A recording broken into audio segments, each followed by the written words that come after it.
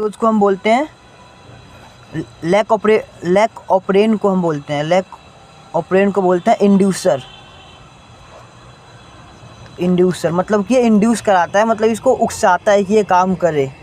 और इसमें दूसरा केस आता है टीआरपी ऑपरेंड।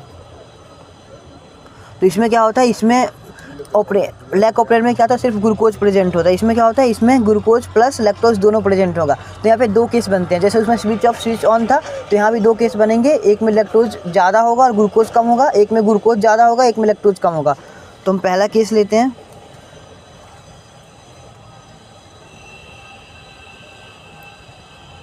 तो पहला केस लेते हैं जिसमें ग्लूकोज क्या है, प्रेजेंट है, और लैक्टोज क्या है, एब्सेंट है। यहाँ भी सेम ऐसी होगा, ये mRNA हो गया,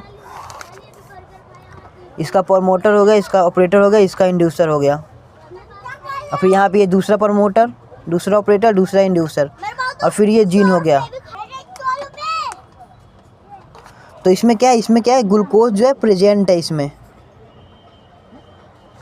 इसमें ग्लूकोज प्रेजेंट है और लैक्टोज एब्सेंट है, मतलब लैक्टोज कम है, ग्लूकोज ज़्यादा है।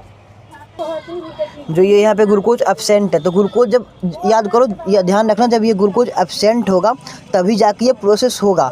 तो यहाँ पे क्या होता है, जो प्रमोटर है इस पर एक आरएनए पॉलीमरेज बाइंड करता है।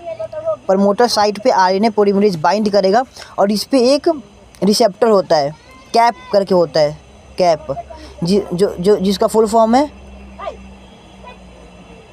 कैटाबॉलिक एक्टिवेटर प्रोटीन, जो कि एक्टिव करेगा। एक्टिव कब करेगा, जब ग्लूकोज प्रेजेंट होगा, क्योंकि जब ग्लूकोज प्रेजेंट होगा तो ये कैंप साइट से बाइंड करेगा।